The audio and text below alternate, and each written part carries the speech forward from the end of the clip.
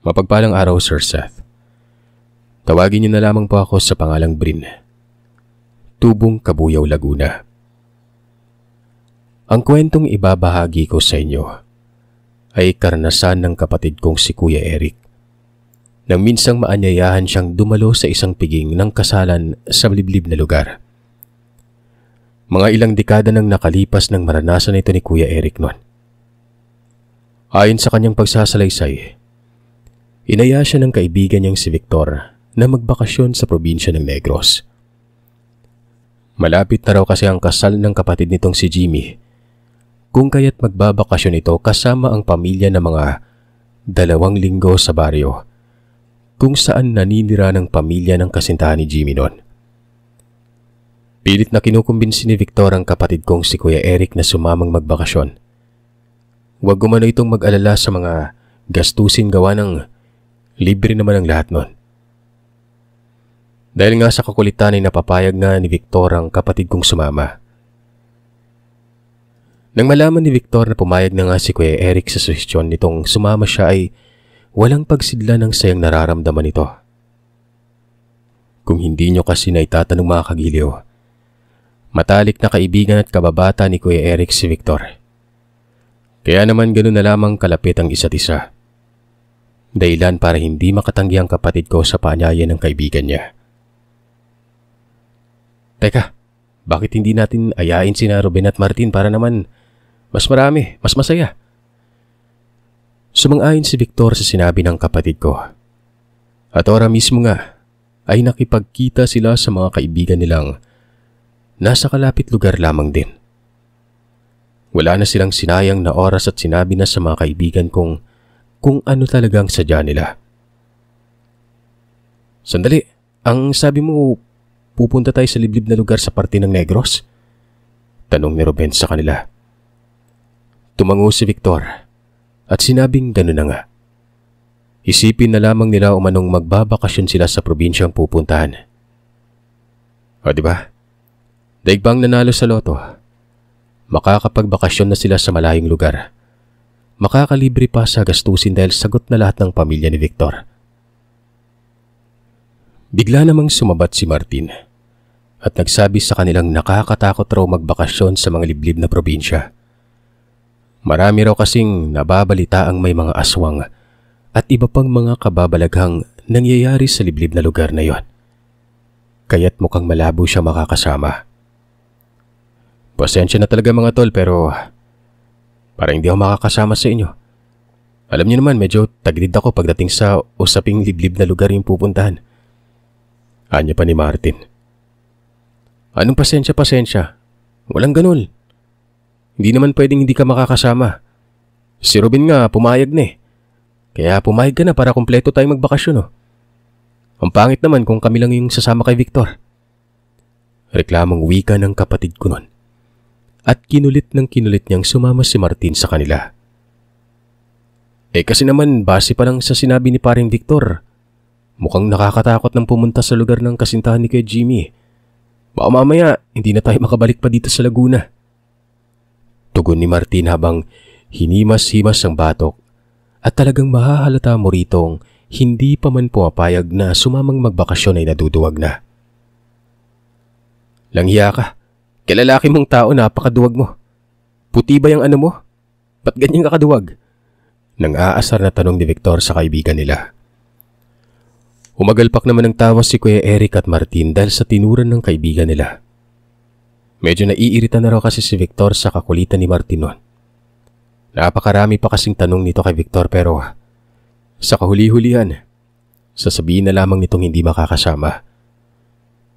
Dahil kuno marami itong hindi magandang nababalitaan, partikular sa liblib na yon. Sige na, pumapayag na ako. Sasama na ako sa inyong magbakasyon dun sa probinsya. Mukhang napipilitan ka lang yata eh. Ayaw mo lang sigurong matawag na puti yung ano. Hindi ako napipilitan. Talagang sasama na ako sa inyo. O ayan na, pumayag na si Martin. Kompleto na tayo. Tuloy na yung kasiyahan. Basta asahan ko kayong lahat na makakasama ha. Wala nang bawian.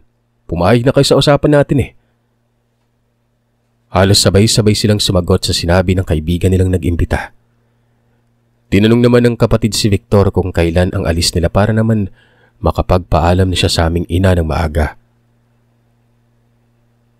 Nang matapos ang mapagkasunduang oras at araw ng pag-alis, kanya-kanyang uwian ng mano sila.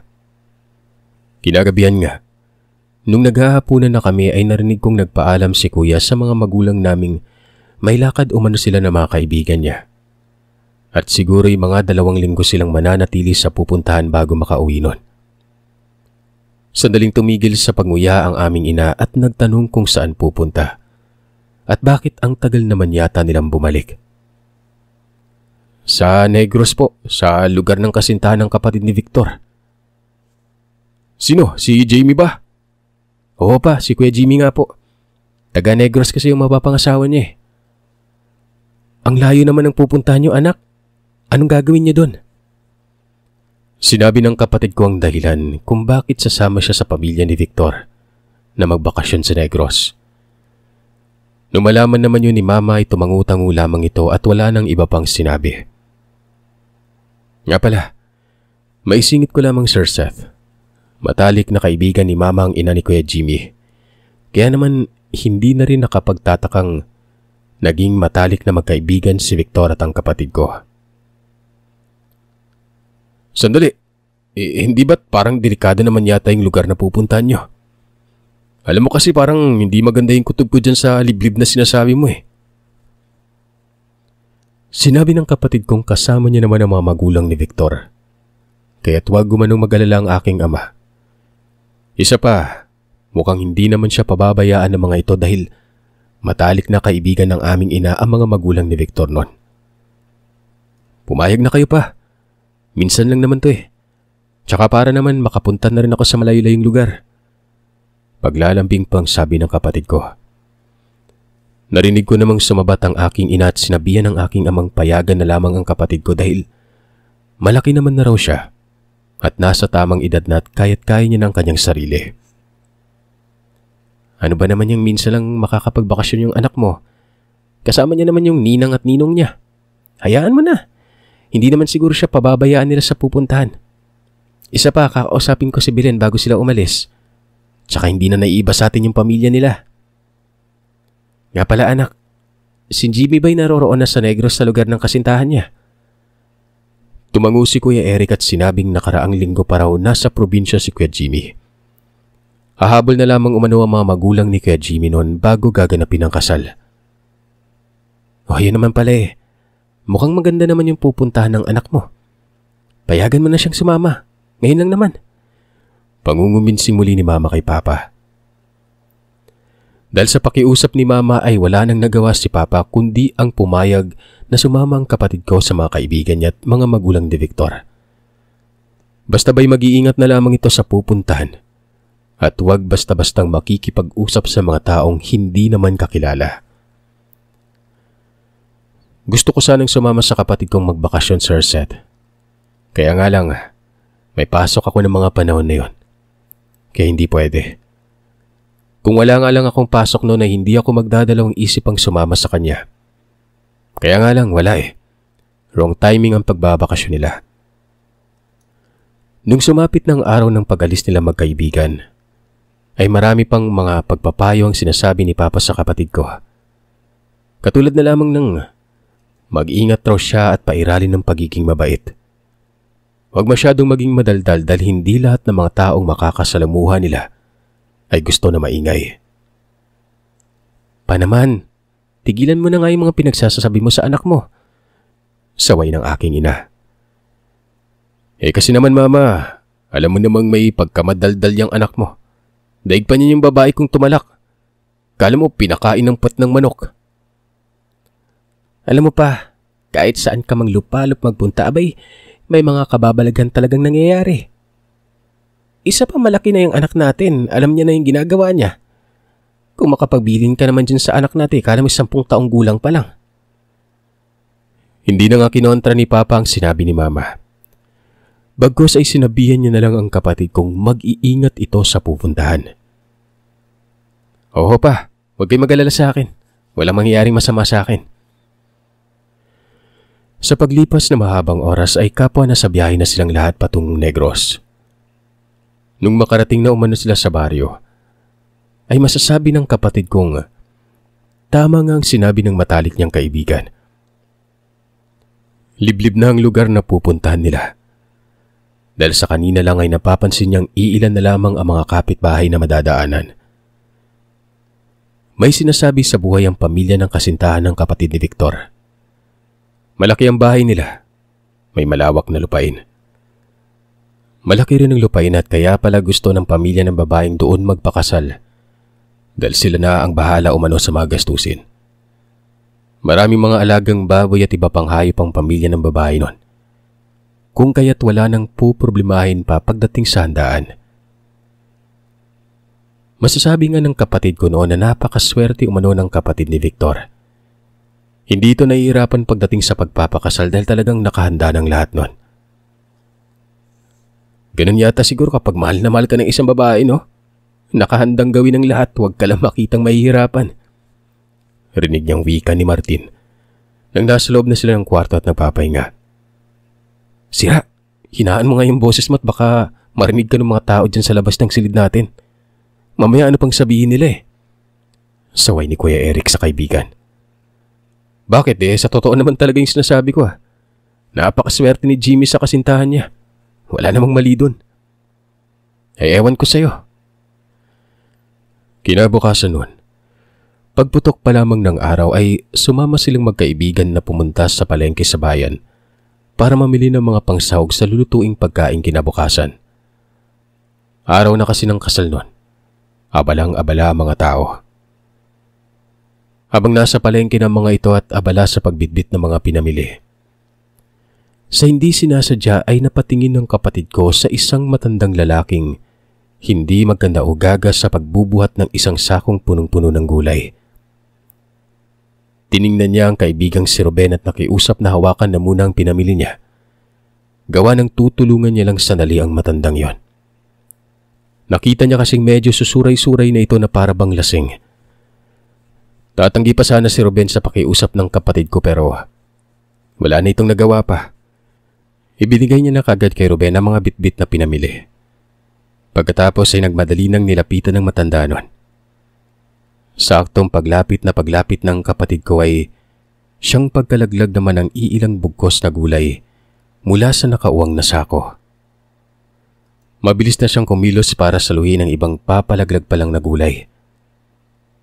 Manong, ayos lang po ba kayo? Nag-aalalang tanong niya matapos masalo ang ilang gulay at maalalayan ng matandang yon.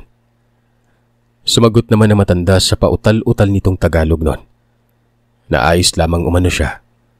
Medyo nahuhilo lamang umano siya ng bahagya. Inilapag niya ang hawak niyang gulay malapit sa sako nun. Pagkatapos ay inalalayan niyang makaupo ang matanda. Nang makaupo na ng maayos ang matanda ay saglit siyang nagpaalam dito para bumili ng tubig sa malapit na tindahan at makakain na rin. Nahihinuha niya kasing gutom lamang ang matanda kaya ito nahilo. Makaraan ng ilang sandali, naglakad na siya pabalik sa pinagpwestuhan ng matanda at may bitbit na makakain. Nakangiting binigay niya sa matanda ang binili niya at sinabihan itong kumain na muna bago magbuhat ulit. Baka raw kasi nagugutom lamang ito kaya nahihilo nun. Nagpasalamat sa kanyang matandang nagpakilalang Mang Fred. Mag-aabot sana ito ng pera sa kanyang pamalit sa perang pinambayad niya sa kakanin na tubig pero tumanggi siya at sinabing wag nang bayaran. Nung medyo may masmasan na ang matanda, nagpaalam na siyang babalik na sa mga kasamahan. Tumango naman si Mang Fred at nagpasalamat uli nun. Sana ho magkita pa ulit tayo para magkausap ng matagal. Sa ngayon kasi nagmamadali po ako eh. Hinihintay na kasi ako ng mga kasamahan ko. Nung akmang aalis na sana ay mabilis na pinigilan siya ng matanda. May inabot ito. Nang tingnan niya naman ang inabot ay nakita niyang kapiraso yun ng kahoy at may guhit na pakrus sa gitna. Sandaling kumunot ang kanyang noo at nagtaka. Manong Fred, bakit niyo po ako binibigyan ito? Magagamit mo yan sa oras ng kagipitan, iho. Itago mo lang palagi yan. Huwag na huwag mong ihihiwalay sa katawan mo. Magtatanong pa sana siya sa matanda pero narinig niya ng boses ni Martin na tinatawag siya. Nang lingunin niya si Martin, ay nakakunot na ang noong kinakawayan siya at pinapalapit. Sige po, Manong Fred. Aalis na po ako. Muling paalam niya sa matanda. Nagmadali na itong naglakad pabalik sa mga kaibigan habang isinisiksik sa bulsa ang maliit na putol ng kahoy na may nakaukit na krus nun. Tagal mo naman, tol. Kanina ka pa namin hinahantay. Uwi na tayo. Pasensya na. Naawa kasi ako dun sa matanda kaya tinulungan ko muna. Sos, inuna mo pa yung matanda. Wala namang pakinabang sa atin yun. Namumuryong wika ni Martin at inabot sa kanyang bitbit niyang bayong na kanina'y pinadala kay Ruben. Matapos nilang mamalengke ay agaran na nga silang umuwi. Maraming mga kaganapan ang nangyari sa maghapong yon. Halos wala na silang pahinga dahil sa pag-ayos ng mga dekorasyon at iba pa. Noong mga pasado 2:00 na ay naramdaman na Kuya Eric ang pagod at pananakit ng katawan dahil sa mga binuhat nilang mabibigat na kagamitan. Siya, sige na. Magpahinga na muna kayo at magkakatay ako ng manok para pagkagising nyo. Magiinuman tayo. Masayang tugon pa ng ama ng kasinta ni Jimmy sa kanila. Sige po, mamaya na lang po pagkagising namin. Pagpasok pa lamang ng kapatid ko, dali-dali na siyang nahiga. Noong may lapat niya na ang katawan sa malapad na higaan at ipinikit ang mga mata, ay hindi niya na namamalayang nakatulog na pala siya noon. Magtatakip silim na nang magising siya. At pagkagising nga ay napansin niyang wala na sa higaan ng mga kaibigan niya. Paglabas niya ng silid ay narinig niyang nagtatawanan at naroroon sa sala mga ito. Gising ka na pala, tol. Halika na at maya-maya lang mag-uumpisa na tayo mag-inuman. Lulutuin lang to ni Mang Cesar saglit yung manok. Magtatagay na tayo. Nakangiting wika ni Ruben. O teka lang sandali. Kakagising lang ni Eric, papainumin niyo na kaagad ng alak. Mamaya na yan. Kumain ka na muna dito, iho, bago ka sumali dyan sa umpukan. Saad ng ina ni Victor. At kaagad na siyang inaya nitong pumasok sa kusina at ipinaghanda na makakain. Maraming salamat po sa pag-asikaso, Ninang. Ako na lang po yung magsandok ng pagkain ko. Wika niya sa ina ni Victor nung akmang magsasandok na ito ng kanin. Sigurado ka ba, iho? Nga pala, yung gusto mo pang ulam meron pa sa kaldero. Kumuha ka na lang doon, hindi ka na namin nahintay pang kumain eh. Mga gutom na rin kasi kami kaya maagang nakapaghapunan. Sa paglipas ng mga oras ay natapos na magluto ng pulutan si Mang Cesar. Nagumpisa na mag-inuman. Masaya at magiliw sa pagkikipagkwentuhan si Mang Cesar. At ito rin ang tanggero nila. Pasado 8:00 na ng gabi. Konti na lamang ang alak nila noon. Medyo nabitin pa sila sa alak dahil yun pa lamang ang unang pagkakataong nakapag-inuman sila mula nang dumating sa baryo. Paano ba yan? Malapit nang maubos tong alak natin. Alis muna ako at bibili ng alak sa tindahan, ha? Pambihira kasi. Bukas pa ng umaga ihatid yung alak dito sa bahay. Wika ni Mang Cesar. Kagad namang sumabat ang anak nitong si Beroy na kagaya nila ay kararating lang din ito ng araw na yon mula Manila. Nagsabi ito na siya na lamang umano ang bibili ng alak. Nako, wag na ako na anak. Saka malayo-layo pa yung bilian ng alak. May dadaanan pa kayong tabi ng palayan at niyugan bago makarating sa tindahan eh. Si tatay talaga Kung makapagsalita parang hindi ako dito lumaki ah. Alam ko po kung gaano kalayo yung tindahang pagbibili ng alak. Ako na't bibili, medyo lasing na kayo. Sama kami tol. Baka may makita kaming mabibiling pulutang chichirya sa tindahan eh. Wika ni Martin at agaran ng tumayo nun. Paano ba yan tay? Marami na kaming pupunta sa tindahan para bumili. O siya, sige, kayo nang bahala. Alay, hintayin ko na lamang kay Rita sa bahay ha. At lulutuin ko na lang yung natirang karnet isasabaw ko para mamaya kapag natapos na tayo mag-inom, may hihigupin tayong sabaw.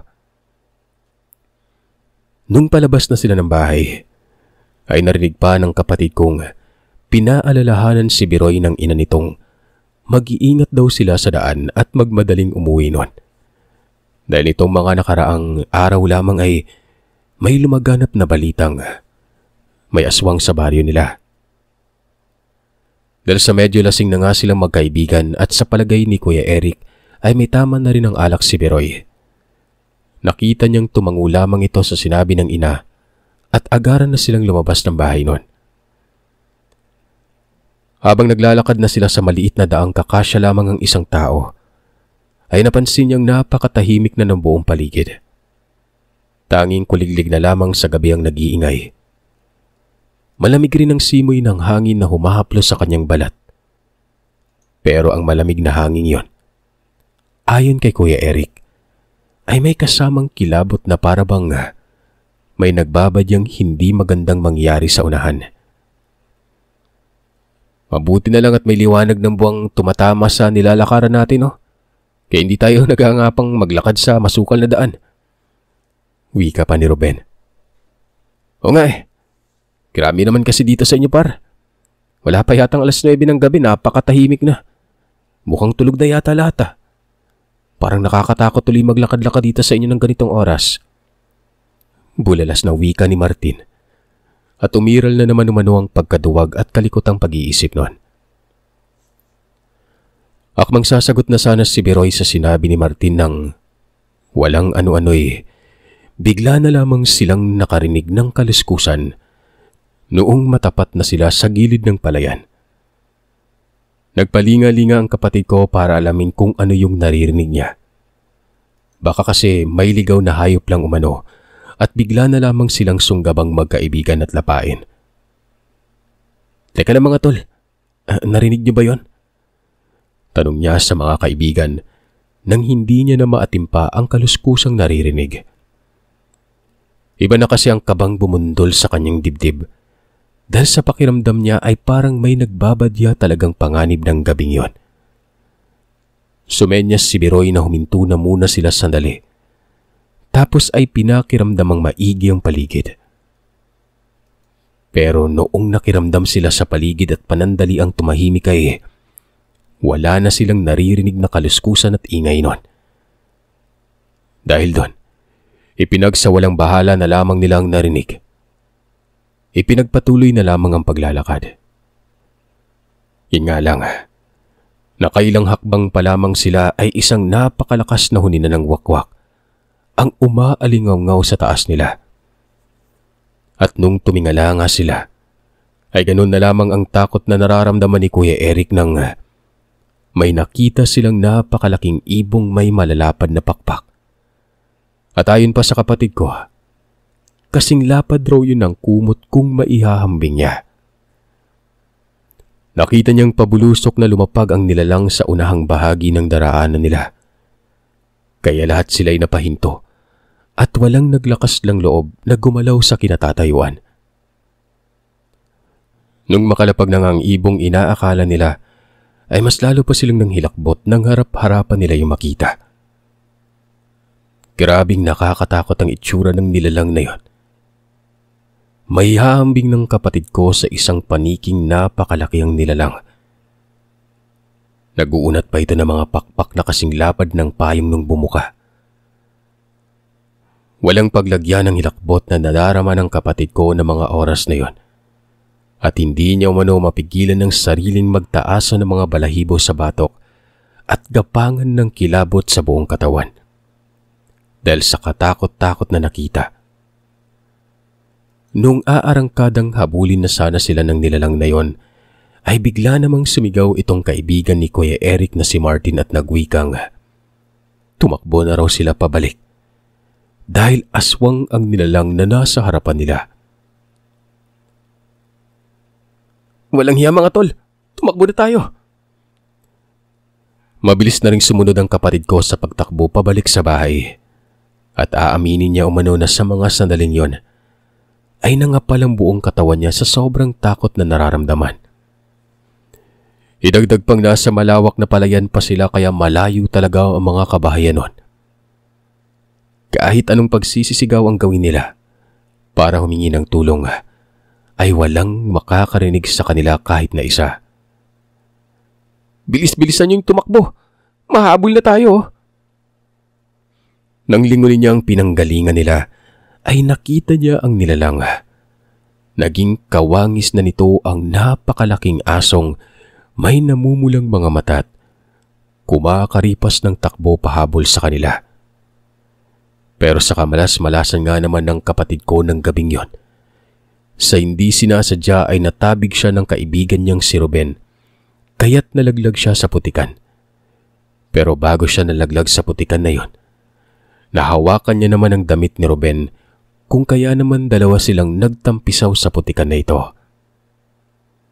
Napamura pang kapatid ko habang marahang gumapang papunta sa pilapil. Humingi siya ng tulong sa iba niyang kaibigan. Pero nang tingnan niya ang mga yon, ay parang mga dagang hinahabol ng pusa't nag-uunahang tumakbo palayo. Hindi man lang lumingon ang mga ito o tiningnan kung kumpleto pa ba silang tumatakbo pabalik sa bahay. Bago niya pa matulungan ng kaibigan si Ruben na maihahon sa putik nun, ay bigla na lamang siyang sinunggaban ng aswang. Nagpangdumog silang dalawa ng nilalang at pilit na pinagkakalmot siya ng mahaba nitong kuko. Muli ay nagsisisigaw na naman siya at humingi ng tulong habang sinasalo ng braso ang bawat kalmot na iginagawad sa kanya ng aswang na yon.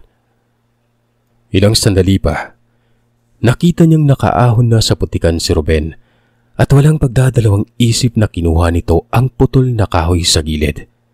At walang habas na pinaghahampas ang nilalang. Nung bagyang lumuwag ang pagkakadagan ng aswang sa kapatid ko, ay doon na niya sinamantala ang pagkakataon. Buong lakas na itinulak niya ang nilalang sabay sipa dito. Dahilan kaya't umatungal yun ng napakalakas. Nang makawala na ito, sabay na silang dalawa ni Ruben na tumakbo. Kahit na takot ay pinilit niyang nilakasan ng loob, makatakas at makalayo lamang sa nilalang na kasalukuyang humahabol sa kanilang dalawa ni Ruben. Habang tumatakbo, rinig na rinig pa rin nila ang huni ng wakwak nun, kaya mas lalo pa nilang binilisan ang pagtakbo. Sa kakatakbo nga nila ay bigla silang nakarinig ng napakalakas na putok ng baril. Wala sa sariling napadapa sila sa lupa. Ilang beses pang sunod-sunod na putok ng baril lang narinig nila. "Tumayo na kayo riyan! Wala ng aswang!" Sigaw ng boses ng matandang lalaki na pamilyar sa pandinig ng kapatid ko. Hindi niya lang mawari kung saan at kailan niya narinig ang boses na yon. Kabado man at naghahabol ng hininga, marahan silang tumayo. Nangangatog ang mga tuhod na hinanap ni Kuya Eric kung sino ang bumaril sa aswang. Nang makita niya na ang matandang lalaki, naglalakad ito papalapit sa kanila. Saka pa lamang siya nabuhayan ng loob nun. "Mang Fred, ikaw ba yan?" "O bakit? May iba ka ba bang Mang Fred na kakilala dito maliban sa akin?" "Kilala mo siya, tol?" Pagtatakang tanong ni Ruben sa kanya. Tumango siya at sinabing si Mang Fred ang matandang nakilala nung sumama silang mamalengke sa ina ng kasinta ni Jimmy. "Mahabang kwento, tol. Saka ko na lang sasabihin. Teka Mang Fred, paano kayo nakarating dito?" Ayon kay Mang Fred, taga roon siya sa baryo kung saan nagbakasyon si Kuya Eric at ang mga kaibigan niya. Kaya naman siya napadpad sa palayan. Yun ay dahil sa nakarinig siya ng malakas na huni ng wakwak mula sa bahay niyang nasa paanan ng palayan nun. Kaya naman mabilis na siyang lumabas ng bahay, bit-bit ang baril na may balang pangontra sa aswang at hinanap kung saan nanggaling ang huni ng wakwak. "Akalain mo nga naman amanas na tayo bata. Tinulungan mo ako kanina sa palengke. Niligtas naman kita ngayon laban sa aswang. Kaya wala na akong utang na loob sa'yo. Nga pala, nasaan ang binigay ko sa iyong kahoy ng sinukuan? Hulaan ko, hindi mo dala ang bagay na binigay ko sa iyo, Kaya hindi nag-alinlangang lumapit sa iyo ang aswang na yan." Nahihiyang napapakamot sa braso si Kuya Eric at nagsabing naiwan niya sa pinaghubarang karsones ang binigay ng matandang yon. Humingi siya ng pasensya dito dahil sa nawala sa isipan niyang binigay nito. Sinamahan na nga sila ng matandang si Mang Fred pabalik sa bahay. Pero nakailang hakbang pa lamang sila ay nakita nilang 7 kalalakihang mabilis nang tumakbo papalapit sa kanila noon at may kanya-kanyang bitbit na itak. Kasunod na mga itong nagtatatakbo ay mga kaibigan nilang nang iwan kanina. Kaagad na tinanong sa kanila kung nasaan ang aswang at papatayin nila yon. Si Mang Fred ang sumagot sa tanong at sinabi nitong wala na. Napuruhan niya yon ng ilang beses kaya tiyak ay hindi na yun aabutan pa ng umaga. Humingi naman ng paumanhin ang mga kaibigan ni Kuya Eric dahil sa ginawa nilang pag-iwan. Makaraan ng ilang minuto at nang makabalik na sila ng bahay, naglinis muna ng katawan ng kapatid ko at ang kaibigan niyang si Ruben. Halos mapuno na kasi sila ng putik. Pati buhok nila ay may kumapit na ring putik nun. Nang matapos silang maglinis ay saka pa ginamot ang mga sugat ng kapatid ko. Habang ginagamot, doon niya na lamang isa palang manggagamot ang matandang tinulungan niya sa palengke. Nagpasalamat siya sa matanda dahil siguro kung hindi ito kaagad dumating at binarilang nila lang, baka napuruhan na siya ng aswang at napatay nun. Nang gabing yon matapos siyang gamutin ng matanda, ay hindi na sila nakatulog dahil sa nangyari. Bagkos ay nagkwentuhan na lamang sila tungkol sa aswang na namiminsalas sa baryo nitong mga nagdaang linggo. Lumipas naman ang mga araw, hindi na sila nakaranas pang muling habulin nun. Hindi rin lubos maisip ng kapatid ko na sa kabaitang ipinapakita niya sa isang matandang estranghero na nakilala sa palengke, ay siya ding magliligtas pala ng buhay niya. Sa oras ng kapahamakan,